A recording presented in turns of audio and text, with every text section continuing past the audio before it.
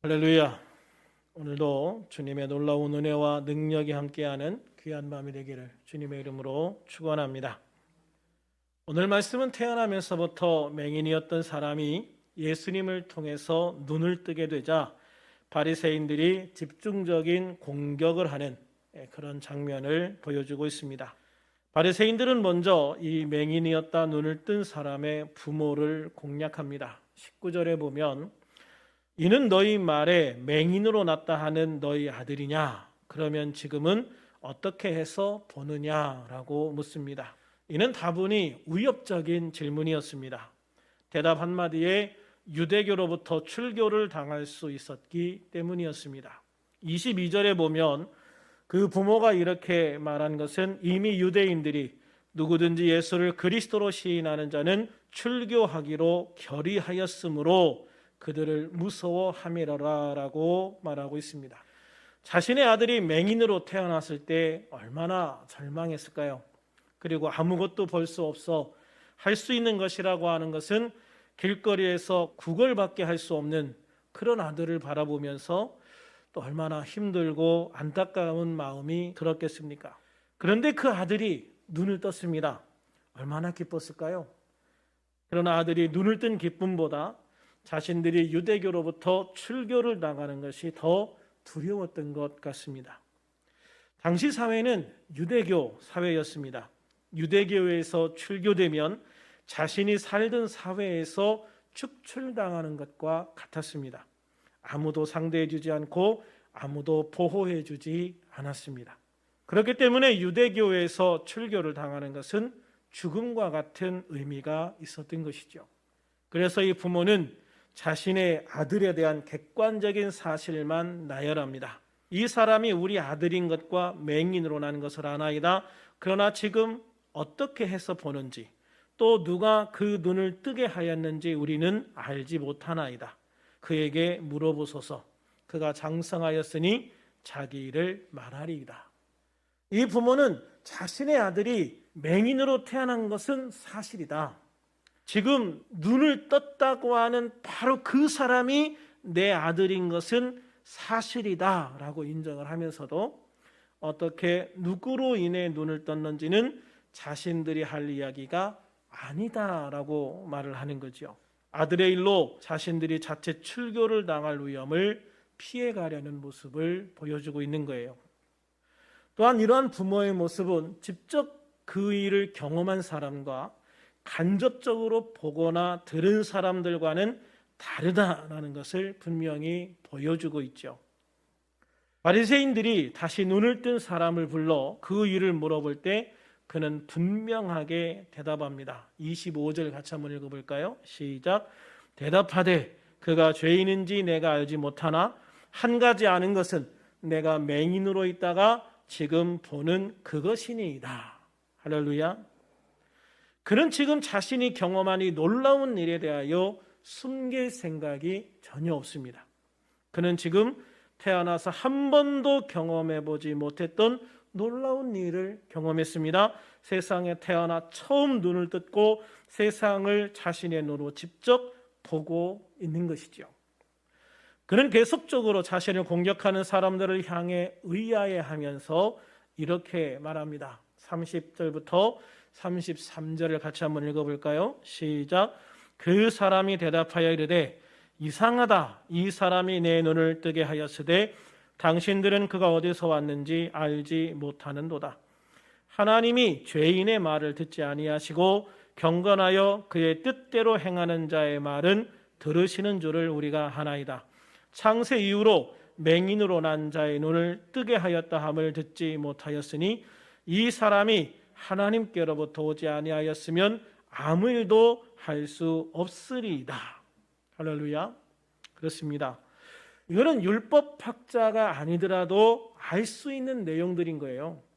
하나님은 죄인의 말을 듣지 아니하시고 경건하여 하나님의 뜻대로 행하는 자의 말을 들으신다는 사실은 굳이 율법학자가 아니어도 굳이 많은 공부를 하지 않아도 다 이미 알 수 있는 내용이고 알고 있는 내용들인 거죠.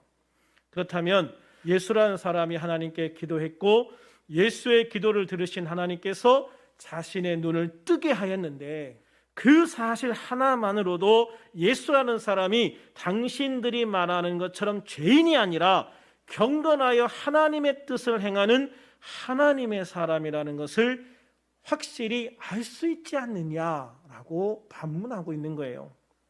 특히 그는 창세 이후로 맹인이 눈을 뜬 예는 찾아볼 수 없다는 것을 율법학자인 당신들도 잘 알고 있지 않습니까? 라고 이야기를 합니다.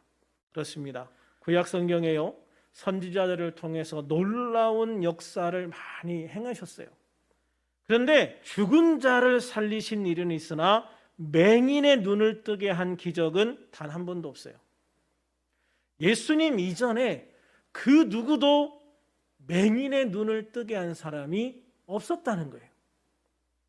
눈을 뜬 이 사람의 입장에서 봐도 하나님이 세상을 창조하신 이유로, 또는 사람을 만드신 이유로 자신과 같은 맹인이 눈을 뜬 기적이 있었다는 것을 한 번도 들어본 적이 없었어요. 그런데 그 일이 자신에게 실제로 일어났어요. 얼마나 놀라운 일이에요. 얼마나 대단한 일이에요.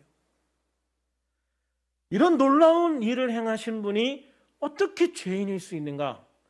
이런 놀라운 일을 행하신 분이 하나님이 보내신 분이 아니라면, 그럼 도대체 어떤 사람이 하나님이 보내신 사람인가? 어떤 사람이 메시아인가? 그런데 당신들은 그런 예수를 알지 못한다. 그 예수가 죄인이다라고 말하는데, 나는 당신들의 그 말들이 이해가 되지 않는다라고 말하는 거예요. 만약에 예수라는 분이 당신들이 말한 대로 죄인이라면 하나님이 그 죄인의 말을 들어 내 눈을 뜨게 해줬다는 건데, 이건 말이 안 되지 않느냐, 이거는 말이 안 되지 않느냐라는 거예요. 정말 이런 말들은 하나님의 이 놀라운 은혜를 직접 경험해 보지 않은 사람으로서는 할 수 없는 그런 말들인 거죠. 눈을 뜬 사람의 계속된 말에 화가 난 바리새인들은 내가 온전히 죄 가운데서 나서 우리를 가르치느냐라고 윽박지르고 화를 내면서 쫓아버리고 맙니다. 이 사건을 통해 아주 중요한 한 가지 사실을 알게 되죠. 어떤 사람은 예수님을 통해 놀라운 기적을 경험할 뿐만 아니라 그의 인생 자체가 놀라운 행복으로 가득 차게 되는 은혜를 입게 되기도 하고, 또 어떤 사람은 예수님이 바로 앞에 그들과 함께 있었음에도 불구하고 예수님을 통해서 그 어떤 것도 누리지 못하는 사람이 있구나라는 사실이에요.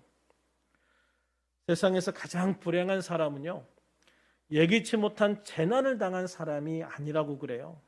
이 세상에서 가장 불행한 사람은 행복을 곁에 두고도 행복을 누리지 못하는 사람이다라고 이야기를 하거든요.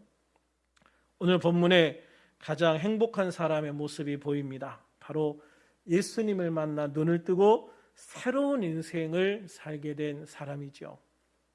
반면에 오늘 본문에 가장 불행한 사람의 모습이 보이기도 합니다. 바로 예수님의 말씀을 들었고 예수님의 행하시는 놀라운 기적도 보았고 그들과 함께하는 예수님도 보았는데, 그럼에도 불구하고 그 예수님을 믿지 못하고 예수님을 통해 아무것도, 그 어떤 놀라운 일도 경험하지 못하고 그 어떤 은혜도 받지 못하고 누리지 못하는 바리새인과 같은 사람들이에요. 그들은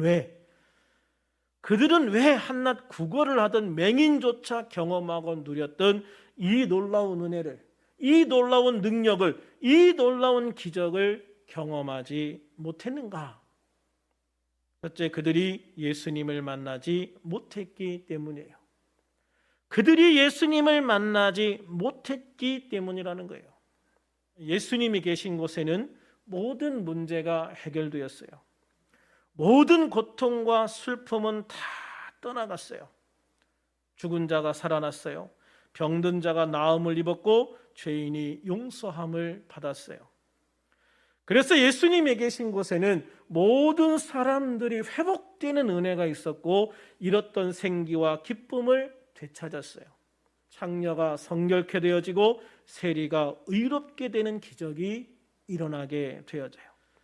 그들이 그렇게 될 수 있었던 것은 돈 때문이 아니었어요. 자신들의 선한 의지나 노력 때문도 아니었어요. 오직 그리스도를 믿는 믿음 한 가지 때문이었어요. 이들의 공통점은 예수님을 만났다는 것입니다. 예수님을 만났다는 것은 예수님과 같은 공간에 있었다는 의미가 아니에요. 많은 바리새인들도 예수님과 같은 공간에 있었어요. 그러나 그들 중 아주 소수를 제외하고는 대부분 예수님을 믿지 않았습니다. 예수님을 만났다는 것은 예수님을 믿고 주님으로 영접하였다는 말이에요. 예수님의 말씀이 믿어지기 시작했다는 말이에요. 예수님이 진정한 나의 주님이 되셨음을 인정할 수 있게 되었다는 말이에요.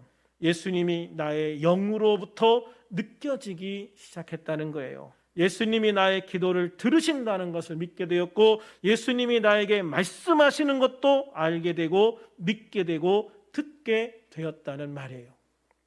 그런데 똑같이 예수 그리스도와 같은 공간에서 예수님의 말씀을 듣기도 하고 예수님이 행하시는 놀라운 기적을 보면서도 그것을 통해 예수님을 믿지 못했기 때문에, 예수님을 믿지 못했기 때문에 예수님을 만나지 못하는 불행한 사람들이 있었다라는 것이죠. 그들이 바로 오늘 본문에 나오는 바리새인들과 같은 사람들이에요. 그들은 믿지 못함으로 예수님을 만나지 못했고, 예수님을 만나지 못함으로 구원을 받지 못했을 뿐만 아니라 예수님을 통해 누리게 될 은혜도 행복도 풍성한 삶도 누리지 못했다는 것이죠. 오늘날 교회 안에도 이런 사람들은 얼마든지 있다고 생각을 해요.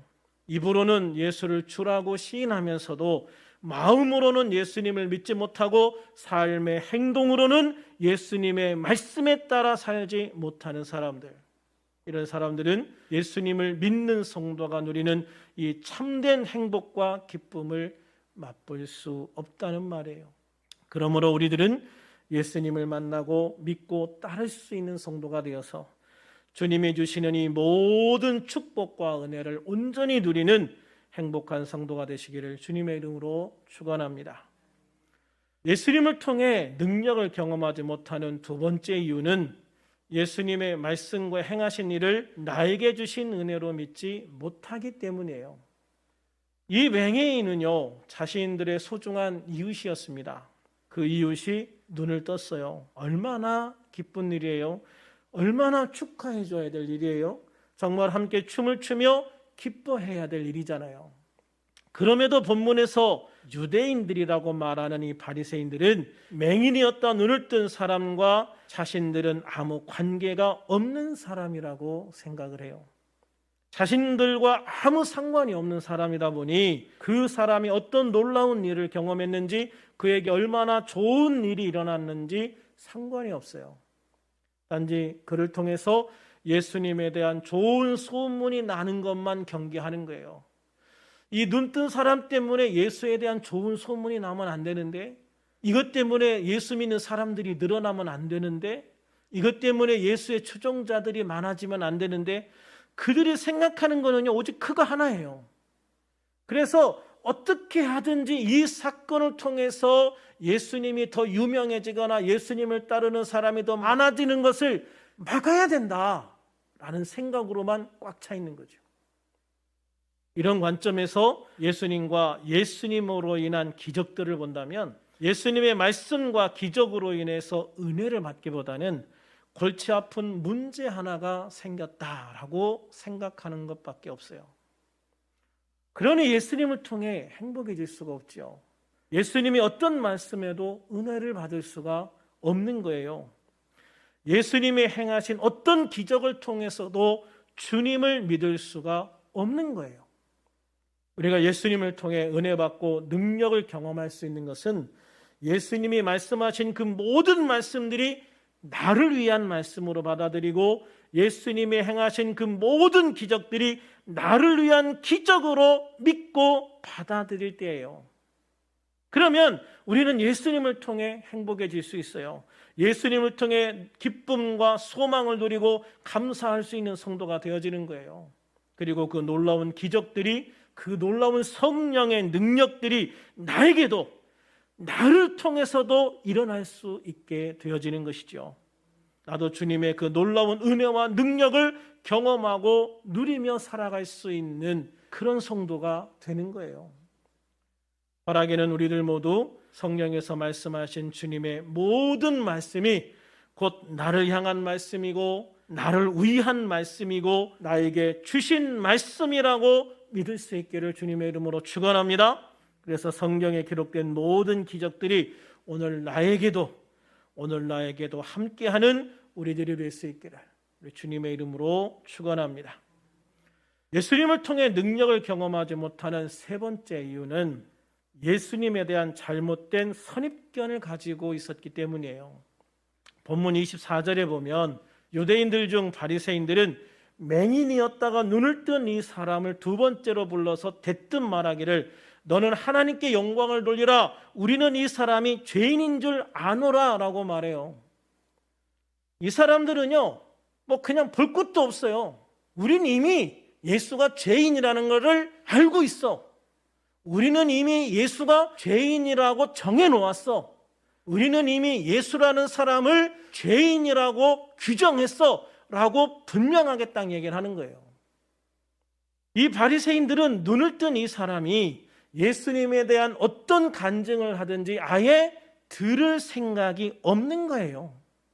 어떤 말을 해도 예수를 믿을 생각이 아예 처음부터 없는 거예요.